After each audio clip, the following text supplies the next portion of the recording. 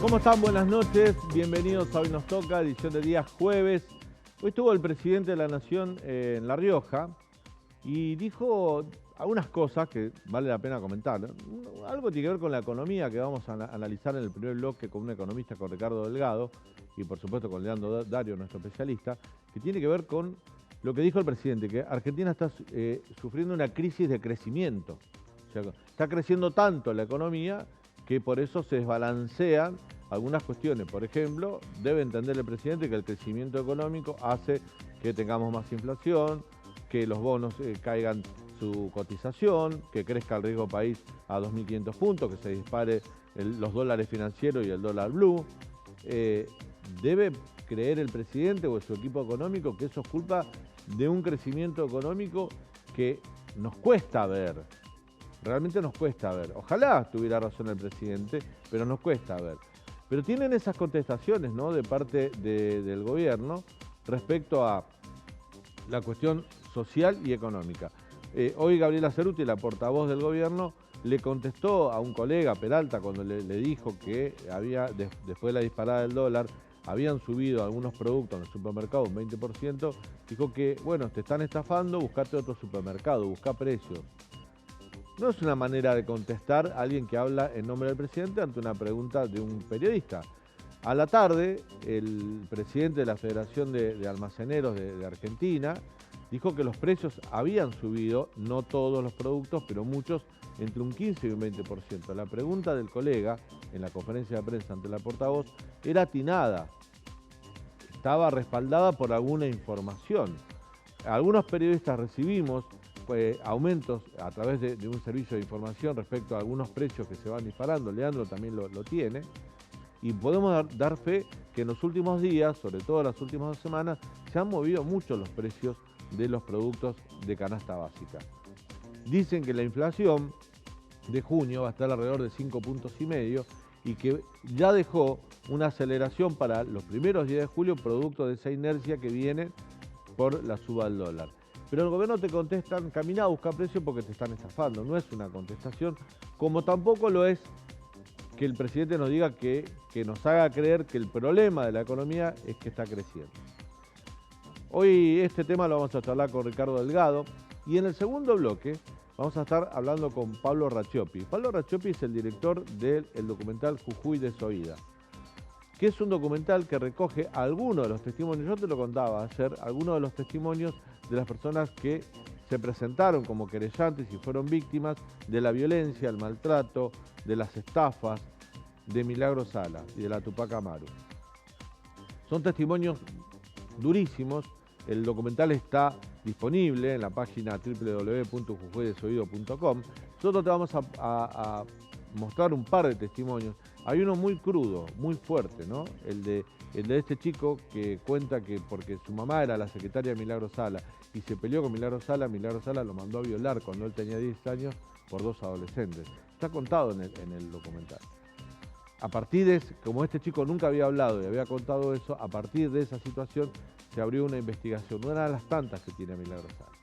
Está bueno tener a alguien que se tomó el trabajo de ir a buscar testimonios de quienes denunciaron a Milagro Sala, que la llevaron de alguna manera a la cárcel, porque más allá del desfalco por la causa Pibe Villero, Milagro Sala tiene hoy en día causas por agresión, por instigación, por robo, tiene muchos expedientes y denuncias y procesos abiertos.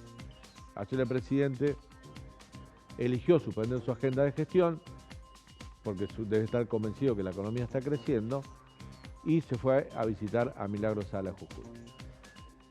Pero hoy dijo algo más el presidente, y ahí sí me parece preocupante y está bueno que lo utilicemos para el comentario editorial.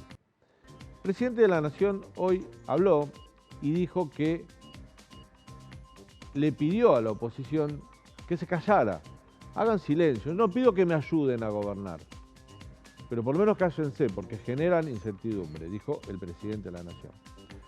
Poca mala memoria tiene el presidente. El 1 de marzo de este año, en la Asamblea Legislativa, cuando el presidente habló en el Congreso, dijo que lo más convocaba a todos los legisladores, senadores y diputados, los convocaba a ayudarlos a votar la reestructuración de la deuda con el Fondo Monetario Internacional porque era algo fundamental para salir de la crisis económica. Dijo, lo necesito, esto es fundamental, sin esto vamos a estar en problemas.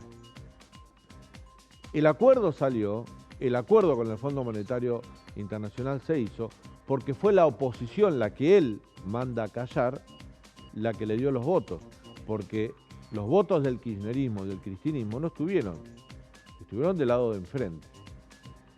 El presidente le pide a la oposición que se calle. La oposición está para eso, ¿eh? Estamos en democracia, por supuesto. Un diputado, un legislador, un dirigente opositor tiene todo el derecho de criticar una gestión de gobierno. Tiene el derecho de criticar a Alberto Fernández, a Martín Guzmán, a Santiago Cafiero. Y el gobierno tiene todo el derecho de defenderse. En definitiva, sos vos el que cree, elige o toma partido. Es la sociedad, son los votantes. Los políticos están para debatir. Y la oposición tiene todo el derecho a criticar, como el gobierno tiene todo el derecho a defenderse. Pero el presidente manda a que se callen. Yo recuerdo, después del gran triunfo que tuvo Alberto Fernández en las PASO del 12 de agosto del 2019, que al otro día se disparó el dólar y una pésima reacción del entonces presidente Mauricio Macri. En una entrevista televisiva, Alberto Fernández dijo que lo mejor sería adelantar las elecciones y que pueda asumir lo antes posible. En un proceso de crisis económica, con un proceso electoral donde solo se había votado la primaria y faltaba la elección la elección de verdad, que era la que se daba en octubre de ese año, y el presidente actual, que era candidato en ese momento, ya pedía adelantar todo. Y eso estaba mal, porque era interrumpir el formato institucional, que debe ser sagrado. Sin embargo, eso pidió Alberto Fernández. Y nadie le dijo que se calle. Estuvo mal, pero no dijeron que se calle, porque de última era una mala posición, no muy democrática, por cierto, pero era su posición. Y hoy él le pide silencio a la oposición. Pero vaya a darse cuenta uno de que se trata de un silencio selectivo. Quien es más dura con el presidente de la Nación es su vicepresidenta. Cada aparición pública de Cristina Kirchner, a Alberto Fernández lo desnuda de poder, lo expone, lo humilla, lo deja muy mal parado, lo critica. Nunca hemos visto una vicepresidenta o vicepresidente decirle al presidente cómo debe gobernar, decirle delante de todos y con él al lado cómo tiene que usar la lapicera, qué tiene que hacer para salir de la crisis, criticar la política económica. Cuando el presidente viaja, Cristina es la presidenta del ejercicio. Sin embargo, Cristina es ajena a las decisiones del gobierno por lo que habla, porque en general se la pasa desde hace un tiempo a esta parte, sobre todo desde que se perdieron las elecciones de término medio, critica a Alberto Fernández al equipo económico, a los funcionarios que no funcionan, pero mucho y muy fuerte al presidente Alberto Fernández. ¿Por qué no le pide silencio a Alberto Fernández a su vicepresidenta? ¿Por qué no tiene el valor de decirle a su jefa política que haga silencio? Porque le lastima la gestión o entorpece la gestión. No, se lo pide a la oposición, pero tiene que fijarse quién está adentro y quién le hace ruido y quién puede entorpecer su gestión con declaraciones fulminantes. Pasado mañana, sábado, Cristina habla en Ensenada. Cristina va a hablar frente a todos los intendentes peronistas de la provincia de Buenos Aires, dirigentes del Partido Justicialista de esa provincia y punteros políticos. Hoy un adelanto lo dio el ministro de Desarrollo Social de la provincia de Buenos Aires, Andrés Cuervo Larroque. Dijo, se acabó el tiempo de los tibios, se acabó el tiempo de la moderación. Cristina es el camino. Cristina es la única capaz de llevar adelante un liderazgo. El sábado probablemente se formalice, no va a ser de manera institucional, pero quede muy claro que vuelve la unidad ciudadana cristinista y toman distancia de Alberto Fernández. ¿Pedirá silencio el presidente ahí? ¿Entenderá que esa actitud política lo perjudica o seguirá pidiéndole silencio de modo bastante autoritario a quienes en definitiva fueron elegidos para ser opositores a su gobierno y para hablar en representación de sus electores? Cosas que pasan en este país que a veces nos confunden. Quedaste con nosotros hasta las 22. Esto Hoy Nos Toca aquí en el canal de la ciudad. Que no nos desanimen los agoreros de siempre. Tenemos un problema con los dólares, sí, tenemos un problema con los dólares. ¿Saben por qué? Porque crecemos mucho y necesitamos dólares para poder importar insumos. ¿Qué tenemos? Una crisis de crecimiento. ¿Lo vamos a resolver? ¡Claro que lo vamos a resolver!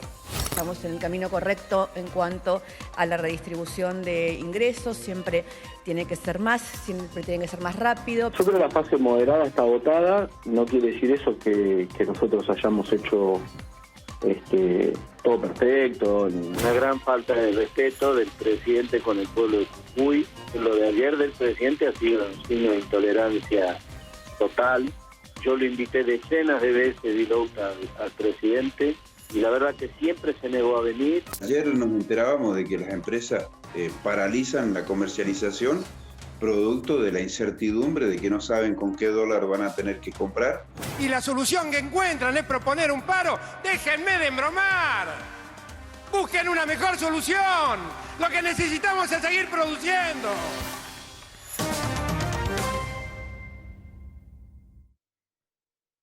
Bien, arranca hoy nos toca. ¿Cómo te va, Leandro? Muy bien, ¿cómo estás vos? Tenemos una noticia último momento del Banco Central. Sí, el Banco Central sacó una comunicación, la 7535, por la cual prohíbe que las entidades financieras, los bancos, financien en cuotas en pesos compras de servicio puerta a puerta, compras en plataformas como Amazon, que te la envían por correo desde el exterior a la Argentina. Bueno, prohíbe que los bancos financien pagos en cuotas en pesos de ese tipo de consumos en dólares en plataformas que te ofrecen servicios como puede ser libros, CDs, ropas desde el exterior hacia la Argentina. Ya el año pasado, no sé si te acordás, Daniel, en 2021 había restringido el pago en cuotas en pesos de los pasajes al exterior y del consumo de servicios turísticos en el exterior. Bueno, ahora hace lo mismo con estos servicios de puerta a puerta. Es un cepo más fortalecido. Endurece el cepo y también lo hace porque alguna plataforma, Despegar, había ofrecido financiar pasajes en cuotas en pesos. Bueno, el Banco Central refuerza el torniquete para que salgan menos dólares. Perdón, tengo dudas respecto a eso. Despegar, que es la empresa que vende pasajes online, lo que te ofrecía era, como no puedes financiarte un pasaje al exterior, te ofrecía un préstamo personal en pesos. Con ese préstamo vos comprabas los pasajes o el paquete turístico en el exterior en un pago y vos después le devolvías el préstamo en cuotas a la plataforma. Sí, era un acuerdo que tenía con Efectivo para financiar de esa forma y ofrecer... ¿Y eso se puede seguir haciendo? No. No. El Banco Central está intentando cerrar todas las endijas por las cuales están saliendo dólares. Esa es una de ellas, entonces está intentando reforzar el cepo, como te decía. En estos primeros 5 meses del año salieron 2.200 millones de dólares en consumos en el exterior, entonces se está intentando evitar eso para fortalecer las reservas. Es una medida adicional a la que tomó esta semana con el tema de las importaciones, pisar las importaciones para que no salgan tantos dólares. Y bueno, de esa forma hoy el Banco Central compró más de 500 millones de dólares de reserva y en el Banco Central me decían que hoy es el último día del mes y del primer semestre, habrían alcanzado de cumplir la meta de acumulación de reservas de este segundo trimestre con las compras que hicieron esta semana. Bueno, muy bien. En este panorama económico, con estas medidas que anuncia hoy el Banco Central, se endurece el cepo, Alberto Fernández dijo esto que vamos a analizar inmediatamente con un invitado que ya te presentamos. Pero primero escuchemos al presidente. ¿Tenemos un problema con los dólares? Sí, tenemos un problema con los dólares. ¿Saben por qué? Porque crecemos mucho y necesitamos dólares para poder importar insumos. Y es tanto lo que crecemos que aunque tenemos récord de exportación, no nos alcanzan los dólares por la cantidad de insumos que tenemos que importar para seguir produciendo. ¿Qué tenemos? Una crisis de crecimiento. ¿Lo vamos a resolver? ¡Claro que lo vamos a resolver! Entonces la pregunta quedó flotando. ¿Realmente el problema de Argentina es una crisis de crecimiento? Lo vamos a analizar con el siguiente invitado. Se trata de Ricardo Delgado, economista. Él es presidente de la consultora analítica, apasionado de Racing, músico y compositor. Ricardo, buenas noches, ¿cómo te va? ¿Cómo estás? ¿Qué tal? Buenas noches, Daniel. Buenas noches, Leandro. ¿Cómo están? Gracias por atendernos. Bueno, la pregunta es lo que dijo el presidente, ¿no? Todos los problemas de la economía que hay ahora, o los problemas que tenemos con el dólar, es porque hay una crisis de crecimiento. ¿Cómo lo ves vos? A ver, me parece que ha habido un crecimiento de las importaciones por encima del crecimiento de la economía, El último dato de abril del INDEC da cuenta que en estos primeros 4 meses la economía creció 5%, un poquito más respecto de los primeros 4 del año pasado. Un ritmo de crecimiento importante, se moderó en abril, probablemente se siga moderando en mayo y en junio, según nuestras estimaciones.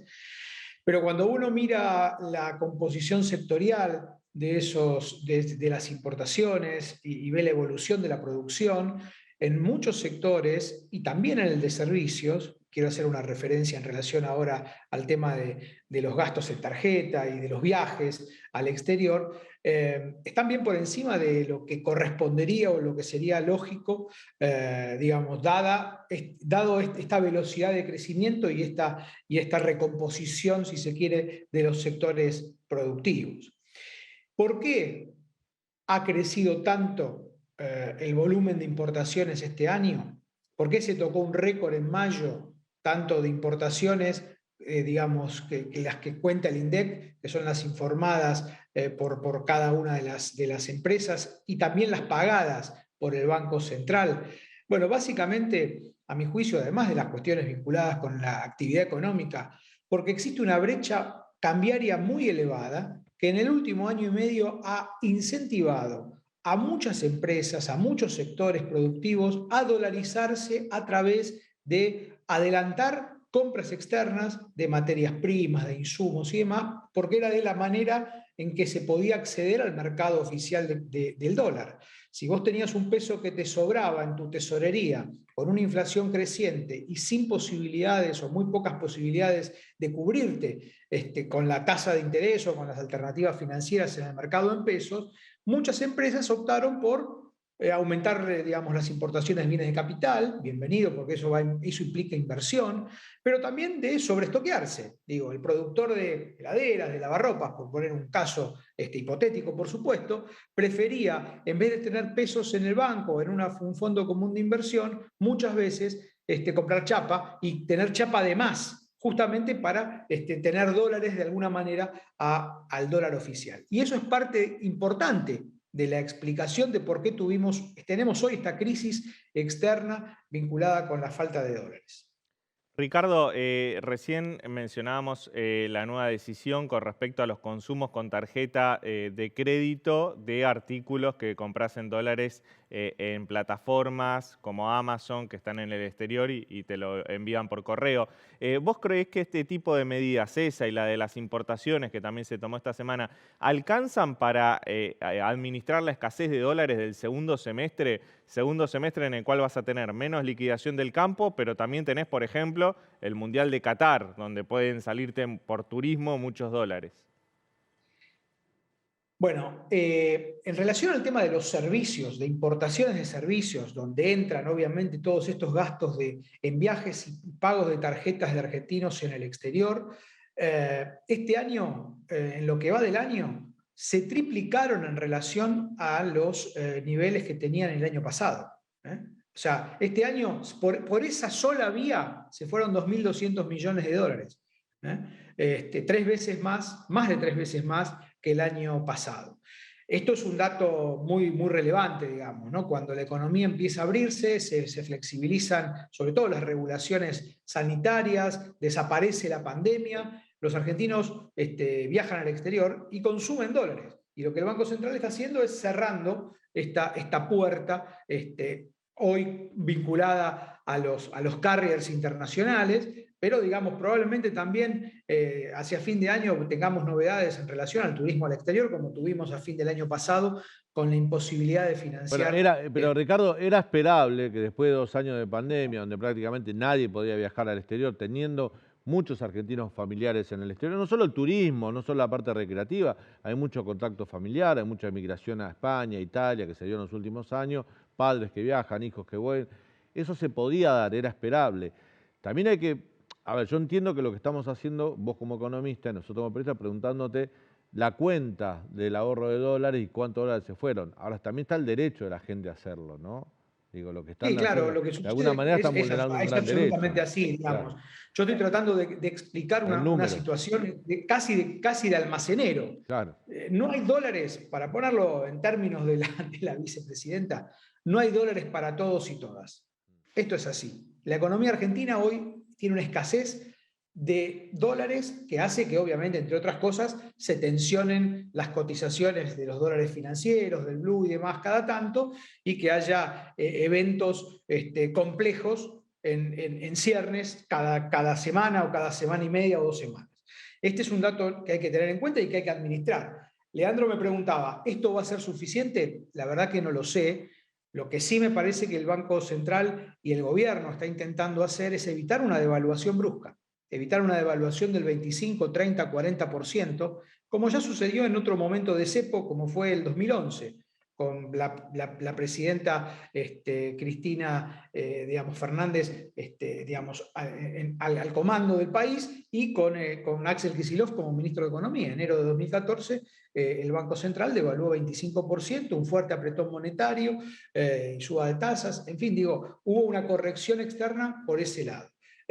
Hoy las condiciones con reservas que eran mayores, bien mayores que las actuales.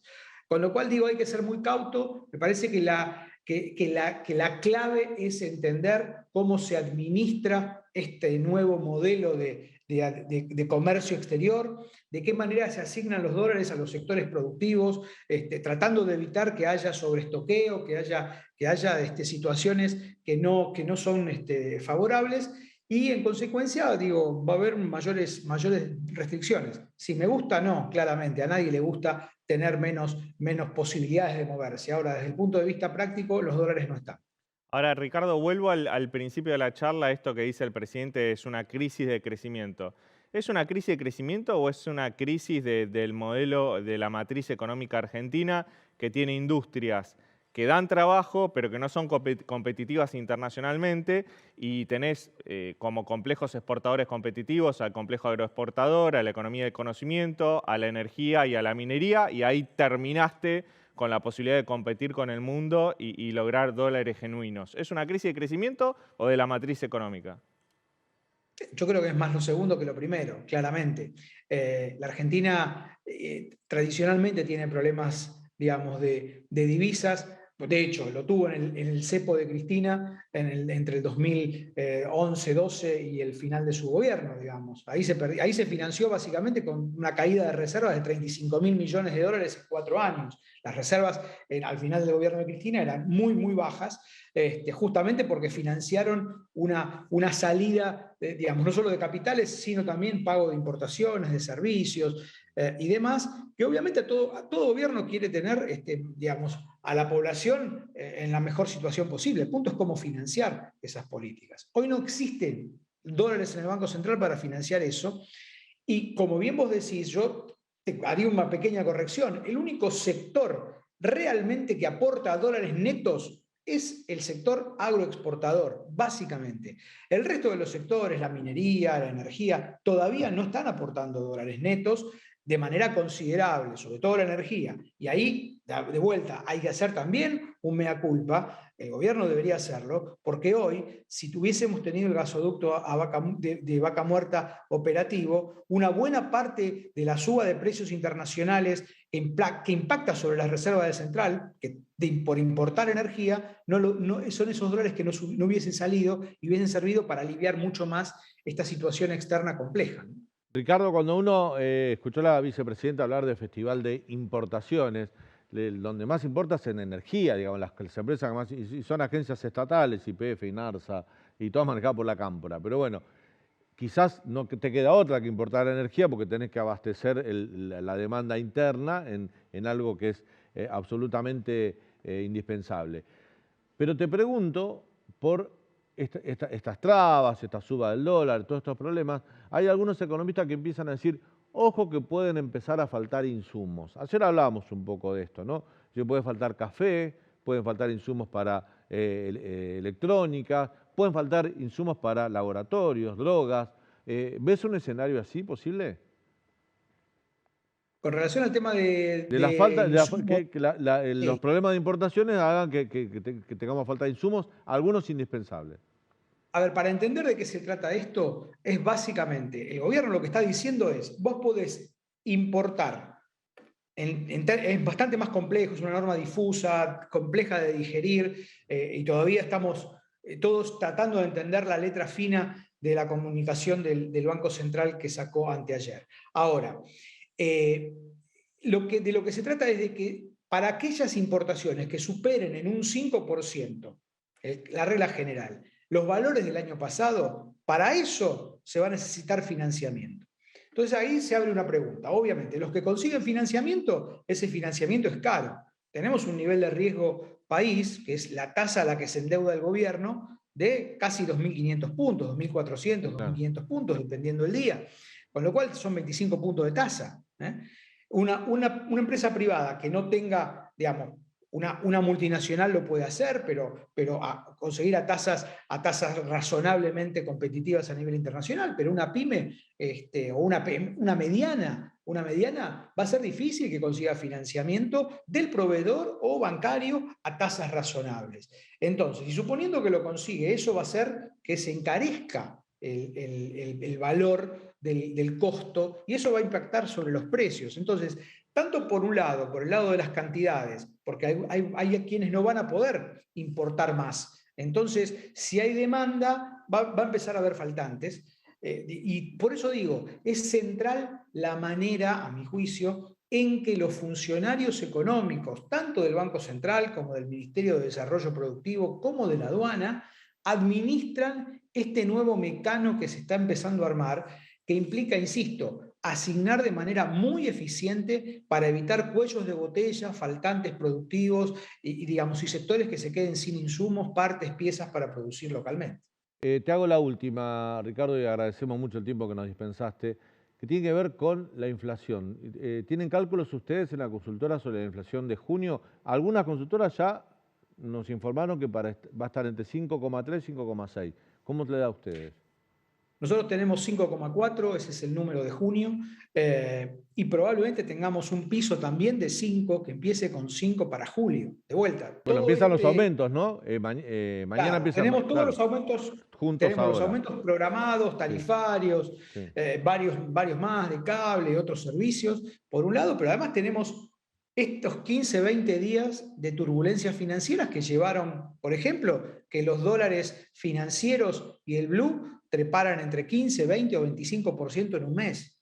Entonces, eso va, y de vuelta, hoy, aquel que tiene que importar y tiene que tomar financiamiento, ¿cuál va a ser? ¿A qué dólar pone el costo de reposición? ¿Al dólar oficial? Si lo tiene que pagar a 180 días, como mínimo, para poder acceder al MULC. Entonces, digo, la decisión y la formación de precios en la economía se vuelve más compleja en este contexto y, en consecuencia, lo más probable es que tengamos, como mínimo, expectativas inflacionarias más altas. Ricardo, gracias por este contacto. Te mandamos un fuerte abrazo. Un gran abrazo, que anden bien. Gracias. Bueno, el cepo cada vez más duro.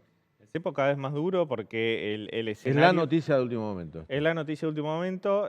Aparte de importaciones, bueno, los consumos en dólares en el exterior, mediante tu tarjeta de crédito, van a estar restringidos. En cuotas no lo vas a poder pagar. Y esta es una estrategia porque lo que viene, lo que tenemos por delante, son meses difíciles. Es el segundo semestre del año. Acordate, Daniel, que en 2020, en octubre de 2020, subió muchísimo el dólar porque estacionalmente tenés menos liquidación del complejo agroexportador, el único, como decía Ricardo Delgado, que genera dólares netos, genuinos, claro. Y tenés que administrar un semestre difícil desde el punto de vista de la balanza comercial, en el cual los consumos en dólares se le estaban disparando al gobierno y el gobierno intenta poner un torniquete para aguantar y llegar a fin de año. Ese sector, que es el único que te aporta dólares genuinos, está en conflicto con el gobierno. Y va a ser un paro el 13 de julio. Y bueno, por eso te digo, justo ese sector es el final semestre que nos espera. Sí. Arranca con un paro en el mes de este semestre, el 13 de julio, ¿no? 13 de julio. Cese de comercialización. Bueno, cuando volvamos te vamos a mostrar unas imágenes, por si no la viste, del documental de Pablo Racciotti sobre Jujuy desoída, las víctimas de Milagro Sala. Hay la producción, son muchos los testimonios que están reunidos en este documental. La producción eligió algunos. Hay uno que es muy fuerte. Lo vamos a analizar también con el director. Ya volvemos.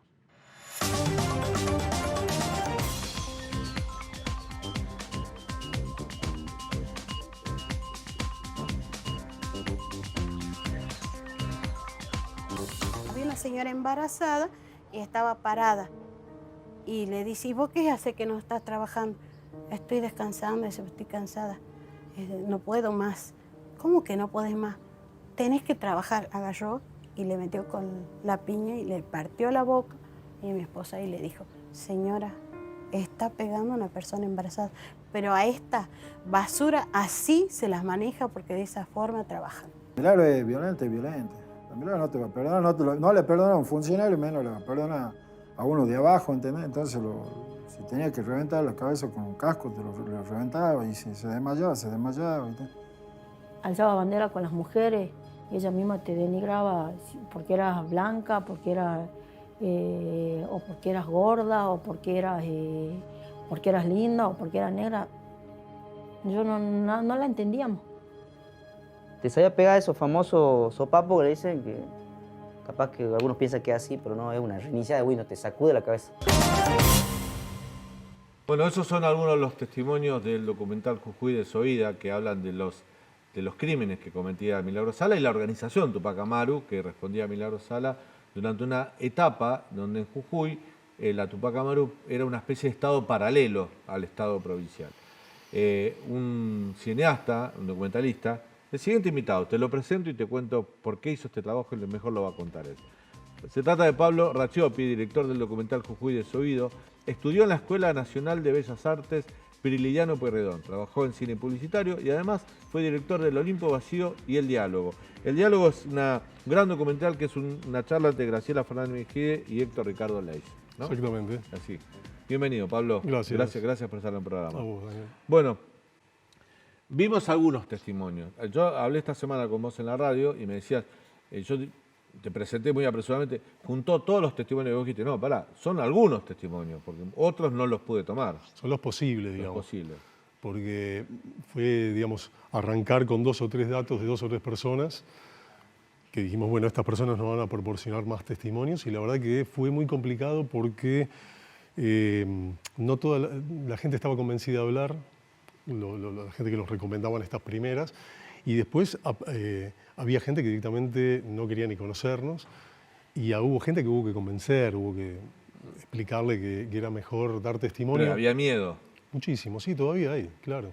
Todavía hay miedo, por ejemplo, Rosario Agostini, periodista de Jujuy, me decía esta semana, hay gente que tiene miedo que Milagro Sala recupere la libertad y se vaya a vengar de los que la denunciaron. Bueno, ese es un fantasma latente todo el tiempo, digamos. De hecho, cuando el documental en noviembre se liberó en una página web y a los pocos días, digo, unas 2 o 3 personas, la mamá de Luca Arias y 2 personas más, 3 personas que dieron testimonio, tuvieron algún tipo de problema con vecinos extupaqueros o alguien que pasó en una moto y los insultó.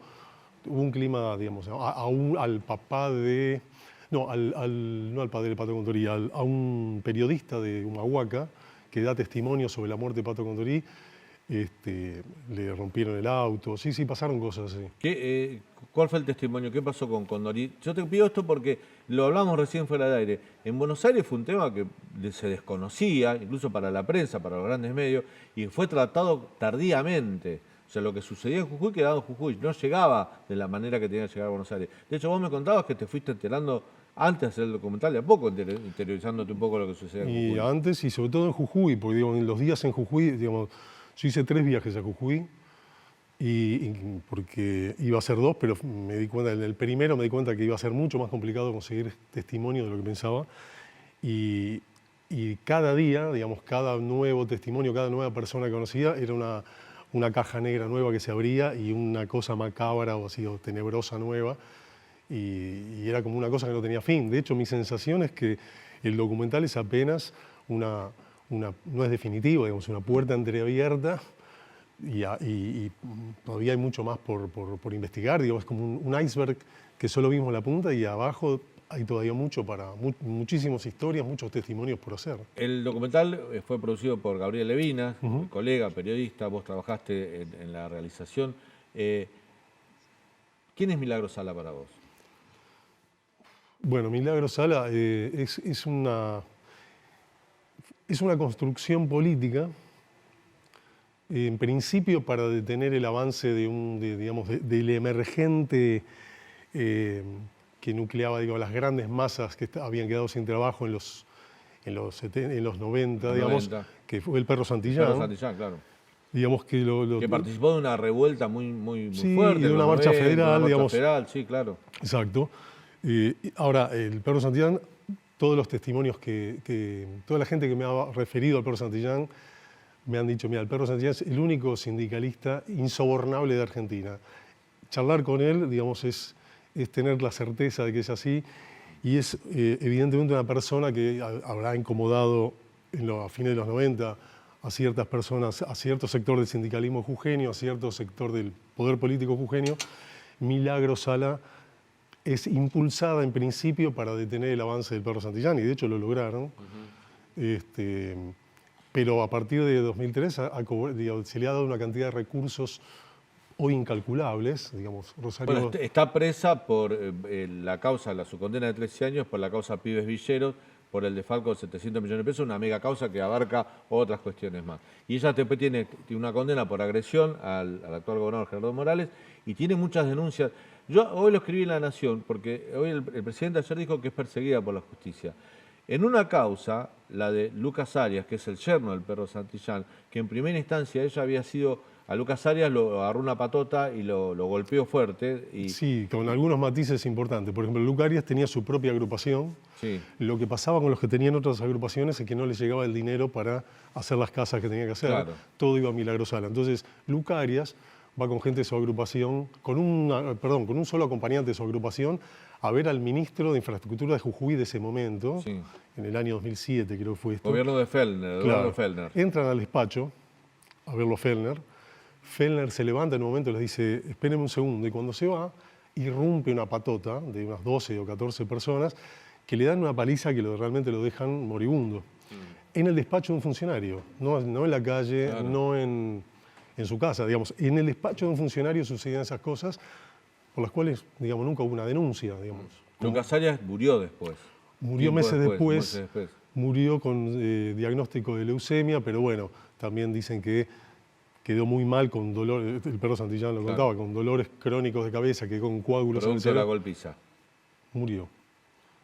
Sí, y terminó muriendo, digo. Pero... Bueno, decía que en esa causa Milagro Sala fue condenada en primera instancia por instigadora de ese hecho de violencia, y después, pues, por una apelación de inconstitucionalidad, el Tribunal Federal de Jujuy, Superior de Justicia de Jujuy, la sobreseyó. O sea, cuando dice que ella es perseguida, la justicia la condenó como también que la benefició. Claro. Suerte que no tuvieron muchas de sus víctimas, ¿no? Claro, bueno, a ver, lo de sí, es raro porque, digamos, en los 12 años, digamos, donde ella tuvo el poder de control de la provincia, el control político y judicial y de la fuerza de seguridad, que prácticamente no hubo denuncias, eran muy pocas las denuncias. Sí. El caso de Lucas Arias es una, pero, digamos, no había denuncias porque lo que sucedía es que cualquiera que tuviera un problema en cualquier lugar de Jujuy, en cualquier pequeño pueblito o en cualquier ciudad, iba a hacer una denuncia en contra de la Tupac o de Milagro Sala.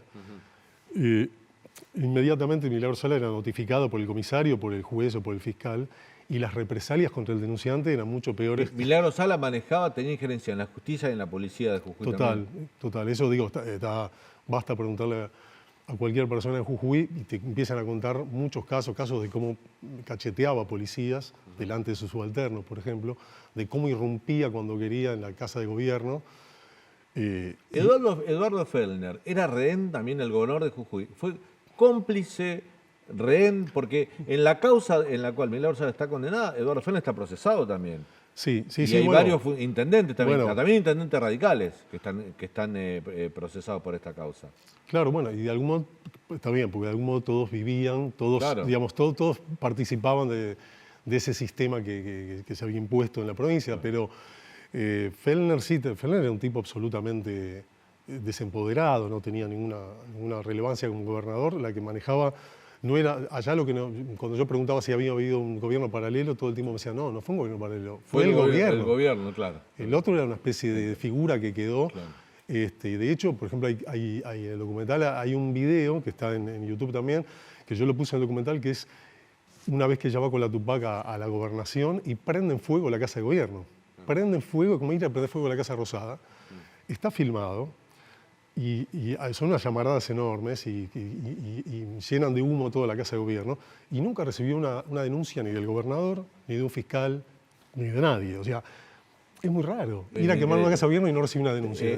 Leandro te va a preguntar, después de la pregunta de Leandro, nosotros queremos compartir uno de los testimonios más fuertes que tiene tu documental, y esto le digo a nuestros televidentes que se queden porque es muy pero muy fuerte uno de los testimonios que está en el documental que la producción seleccionó. Leandro. Pablo, hace pocos días Cristina criticó la tercerización de la distribución de los planes sociales, criticando al movimiento Evita. ¿El ascenso de Milagro Sala no tiene que ver justamente con eso, con la tercerización de la construcción de viviendas, de acción social, que no hacía ni el Estado Nacional ni el provincial, sino Milagro Sala? Exactamente. Bueno, el modus operandi de Milagro Sala era... fue legislado, se hizo una ley para crear cooperativas. La mayoría de las cooperativas las creó Milagro Sala. Y estas cooperativas recibían el dinero para hacer viviendas y todo el dinero, todos los cheques los recibía una sola cooperativa. Todas las demás cooperativas, de las 100 o 200 y pico que eran, no tenían ni siquiera cuenta bancaria. Era una tercerización, una figura que tercerizaba, digo, lo que el Estado podía dar directamente. Estaba intermediado por Milagro Sala, que era que disponía de los fondos públicos de la provincia de Jujuy. Y bueno, esa es una tercerización generada y fomentada por el kirchnerismo. Y digamos, la réplica de eso en otras escalas se ve en los movimientos, digo, lo que nosotros llamamos los piqueteros, los planeros. Digamos, son sistemas donde las personas que necesitan, en realidad, dependen de alguien que les dé, a quien le deben obediencia y tiene que ir a marchar, con lluvia, con frío, con calor, y la vida que hacen es la vida que determina ese que le da el plan. No es el Estado que le da una ayuda para que pueda hacer su vida y buscar su trabajo y desarrollarse. Es la esclavitud de un sistema a través de un plan, o a través, en ese caso, de trabajo en una cooperativa en Jujuy. Pablo, uno de los testimonios que vos me contaste que más te impactó en el documental, que también fue después me contaste el backstage de esto, la trastienda, por lo que significó, fue este que vamos a ver ahora que la producción lo eligió. Ahora lo vemos. Y hay un momento en el que pasó que pocos saben en Tupac, que por parte, ella ingresó dos chicos adolescentes, y en el country, la Milagro, fue una violación en ese country, que está en el Carmen. Yo no dije nada, me mantuve un mes callado, por miedo. Y nadie me cree. Al momento que ella lo escondió. Todas las personas que estuvieron ahí nunca dijeron nada. Este chico que escuchábamos es el hijo de quien era secretaria de Milagro Sala, que tuvo un problema, se separa, se pelea con Milagro Sala y como castigo Milagro Sala le pide a dos adolescentes que violen a este chico que en ese momento tenía 10 años. Y nació de... Vos no sabías cuando estabas filmando claro, que ibas a tomar este testimonio. No, eso surgió en el momento, por eso fue muy impactante y cuando me preguntabas, digamos, cuál era el testimonio más fuerte, sí. Fue fuerte porque es muy fuerte el hecho y además la circunstancia en la que el chico lo contó. El chico lo cuenta porque fuimos dos personas a quienes no conocía, a hablar con la mamá, a que nos cuente, y cuando la madre termina su testimonio y estábamos desarmando la cámara y no sé qué, el chico daba vueltas por ahí y en un momento viene la madre y dice, él quiere hablar también. Digo, bueno, y le digo, ¿qué quieres contar? Y me dice, no, yo viví con Milagro Sala. Ah, viviste con Milagro. ¿Y cómo viviste con Milagro? Porque ella cuidaba a chicos de gente que trabajaba para ella, entonces yo quería vivir con esos chicos y quería, porque los chicos que estaban con ella viajaban. Ella se los llevaba a una charla que tenía que dar en Salta y se iba con los niños, y yo quería viajar. Y el chico entra a vivir con ella, y cuando viene la pelea con la madre fuera digamos, de lo que sucedía en la casa con los niños, en represalia, Milagro Sala manda a dos adolescentes que violan a este chico. El chico lo cuenta en su familia y nunca salió de la familia. La familia no hizo una denuncia. No sé hoy. A partir de este documental sé que se abrió de oficio, creo que un fiscal tomó la causa, pero a partir de este documental. Sí. Bueno, ese día estaba la mamá y el padrastro, digamos, que luego, una vez que el chico dijo eso, nos quedamos charlando un rato con ellos, la gente haciendo catarsis, llorando y no sé qué, y en un momento tomaron impulso y dijeron, ahora por ahí es momento de hacer la denuncia. Yo después no volví a hablar con ellos, no sé si le hicieron, pero ya habían pasado, el chico ahora debe tener 22 años, o sea, 10, 12 años pasaron. Pablo, te hago la última y tiene que ver con lo que sucedió ayer. Si Alberto Fernández quería darle una mano a Milagro Sala visitándola, lo único que logró, porque hoy durante todo el día en todos los medios nacionales se habló de tu documental, se habló de los testimonios e incluso desde radios y televisión se entrevistó a muchas de las víctimas de Milagro Sala. Sí, o sea, hoy fue un día donde todas esas voces que fueron castigadas, reprimidas, hostigadas, violadas, violentadas por la organización Milagro Sala, volvieron a hablar. Sí, y que en realidad son los protagonistas de esa historia y de este documental, digamos. Son las que más tendrían que hablar. De hecho, en alguna entrevista que me llamaron para la radio, dije, ¿y por qué no entrevistan a una víctima? Y pasé números, porque me parece que son las personas que hay que ver, porque son las que se animaron y son las que padecieron y son las que tienen que hacer que otras se animen en el futuro a hablar. Porque esto, digamos, yo creo que es la punta de un iceberg. Esto es el comienzo, digamos, este documental. No alcanza a mostrar toda la magnitud. Es una pincelada gruesa, digamos. Y lo que pasó ayer, bueno, nada, qué sé yo. Yo creo que es una puesta en escena sobre una puesta en escena. Digamos, Milagro Sala hace su puesta en escena. Yo no tengo cómo confirmarlo, cómo corroborarlo. Hoy se vencía, hoy la tenía que declarar ella para ver si le prolongaban la prisión domiciliaria o volvía a una cárcel común. Bueno, pero ella llega a la cárcel común y de la cárcel común va a darle arresto domiciliario con una puesta en escena, digamos, con una denuncia que se hace a la Comisión de Derechos Humanos, porque la cárcel era infrahumana y no sé qué, cosa que es mentira, porque la cárcel es una cárcel modelo. De hecho, está en el documental, yo logré filmar un poquito. Pero la Comisión de Derechos Humanos igual recomendó que vaya a su casa sin motivo concreto, digamos. Entonces ahí ella encontró el artilugio para el arresto domiciliario. Y hoy, evidentemente, está buscando con otro artilugio permanecer en el arresto domiciliario. Pero sobre esa puesta en escena, el presidente hace la suya y se nota, te digo, yo trabajé muchos años de director de arte, de escenógrafo, y lo ves en la foto, ves esto que mucha gente descubrió de los sueros vacíos. Sí. Ves ellos que sin un camisolín, sin un barbijo, digamos, no hay gravedad ahí, no transmite gravedad, transmite una mala actuación esa foto. Pablo, gracias por tu visita. Es muy interesante tenerte en el programa para charlar uno de los temas que se instaló ayer en la agenda. Gracias a todos por invitarme. Vamos al último corte, un minuto nada más, y con lo que quedó en el tintero nos despedimos con Leandro Dario.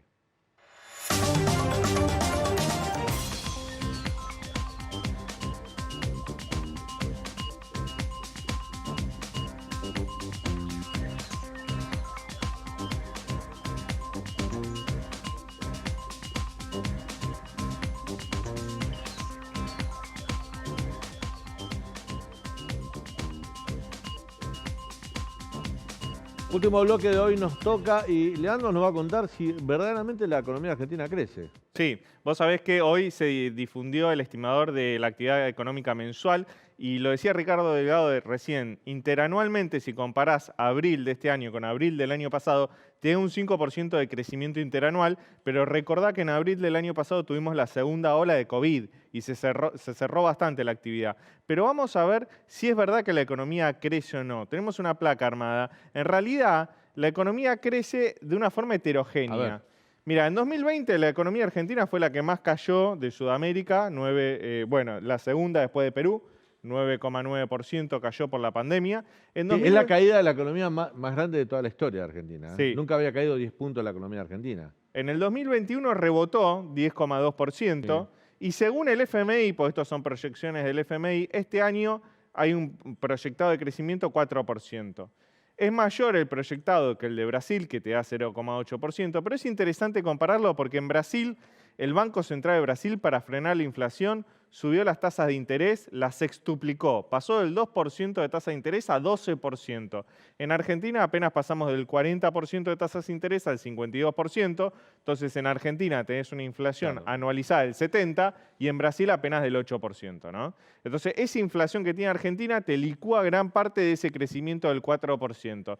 Pero cuando vos te metés sector por sector de la economía a ver cuál crece y cuál no, el sector industrial, que está creciendo, está demandando muchos dólares, este famoso festival de importaciones. Pero es un sector, por ejemplo, el textil o la producción de celulares, que es un sector que es muy poco competitivo. Es decir, su mercado es chiquito, su mercado es Argentina, no lo podés poner a competir con otros países del mundo.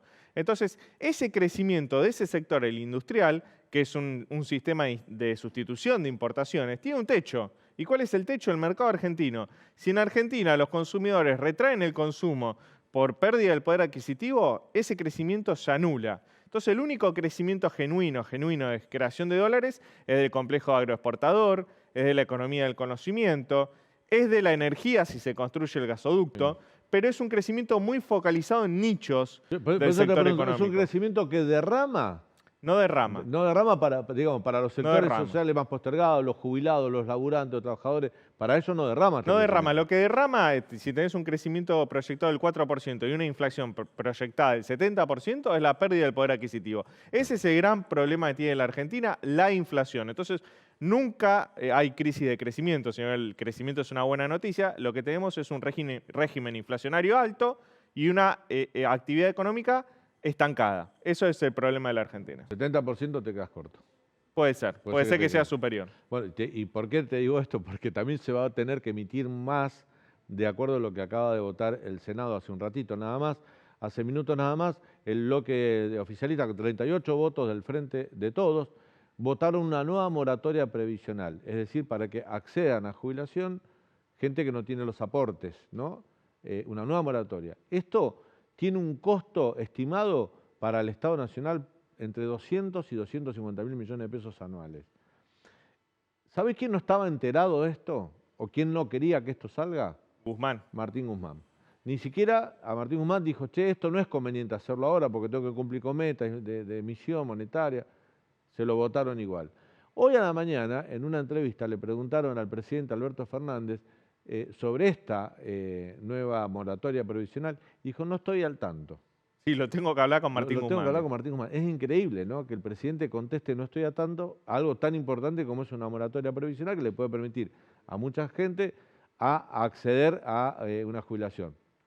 Desde la oposición tenían otro proyecto que es ampliar el ingreso universal a los adultos mayores, que es un programa que ya existe, que se financia con otras cajas que no sea la del ANSES, para no deteriorar aún más la caja del ANSES. Recordemos que hoy todos los jubilados que cobran la mínima y la que cobran un poquito más de la mínima, creo que son 2 categorías más, están por debajo de la línea de indigencia, no de la pobreza. Sí. O sea que no hay más plata en la ANSES. No cubren la canasta básica alimentaria. Exactamente. Y esto, lo que se votó en el Senado, va a ir a diputados, pero lo vota de la mano de Cristina, los legisladores del Frente de Todos, pero con disconformidad de Alberto Fernández y de su ministro de Hacienda.